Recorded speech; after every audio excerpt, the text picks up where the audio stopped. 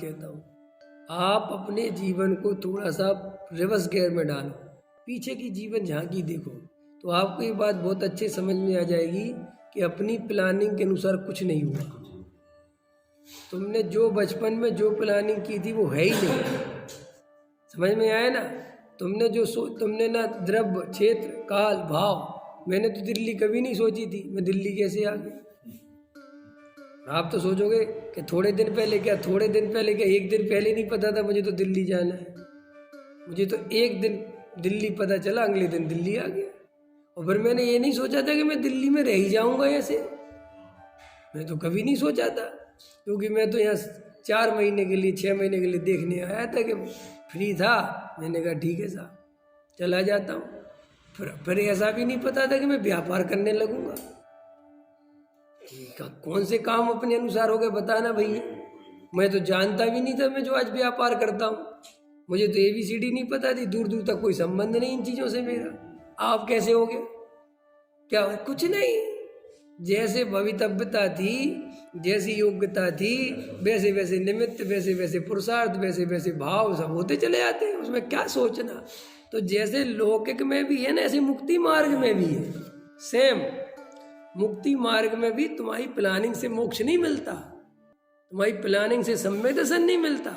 के सामने तो सम्यक कुछ नहीं होता। तुम तो जितने निर्भर रहोगे। हाँ, जो जीव ऐसा सुनकर लौकिक कार्यों में तो प्रवृत्ति करते रहे, एकत्व करते रहे और आत्मा को भवितव्यता पे छोड़ दें, वे नियम से वस्तु स्वरूप नहीं समझे। छोड़ने का अर्थ तो लोक को भी था और आत्मा को भी था, दोनों ही को छोड़ना था। तब तो तुम सम्यक दृष्टि होते। लेकिन मिथ्या दृष्टि लोग ऐसा उपाय करते हैं कि सम्यक दर्शन तो जब होना होगा हो जाएगा, उसका तो उपाय अपने आप होगा, और सांसारिक उपाय में रात और दिन लगे रहते हैं। सुबह महामिथ्या दृष्टि जानना।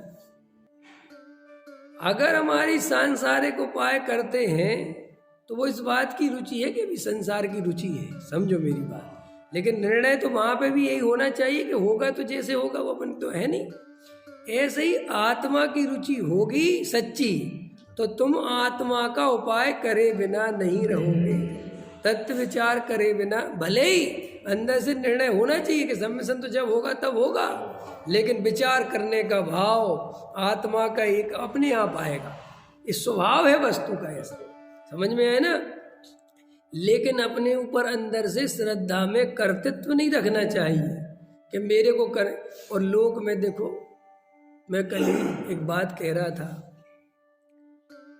अगर किसी को ये दुनिया संसार बहुत ज़्यादा पसंद हो और बहुत ज़्यादा चिंता करते हो तो बिल्कुल मूर्ख बने। इस पर्याय के बारे में सोचा करो कि यहाँ रहना कितने दिन है, कितने दिन की पर्याय बची बताओ। अच्छा बताओ मुकेश जी, सही बात बताओ, कितने दिन की पर्याय बची? अपन को पता नहीं, फिर भी अपन मोटा मोटी अगर अपन 50 साल के हैं, ठीक है, तो 20 साल की पर्याय और बची। मैं इसी को ठीक है 20-25 माह, तो 25 वर्ष गुजरेंगे नहीं। जब तुम्हारे 50 गुजर गए तो 25 नहीं गुजरेंगे। ये तो तुम्हारा लॉजिक बिल्कुल सेट है ना कि जब हमने 50 गुजार दिए, गुजरे ना 50, कितने टाइम लगा 50 गुजारने? पता ही नहीं है कितनी व्यवस्थाएं बनते बनते हम 50 के हो गए, और संकल्प कल मिटते ही नहीं है, प्लानिंग मिटती नहीं है, आकुलता मिटती नहीं। तो 100% आगे के 25 भी ऐसे ही निकलेंगे ना। अब बचे, अब खत्म, दी एंड हो गया ना। अब इस पर्याय में तुमने क्या कर लिया? चलो तुम बहुत बड़ी टाटा बिरला बन गए, क्या कर लिया? पर्याय तो छूट गई, फिर जाना पड़ेगा।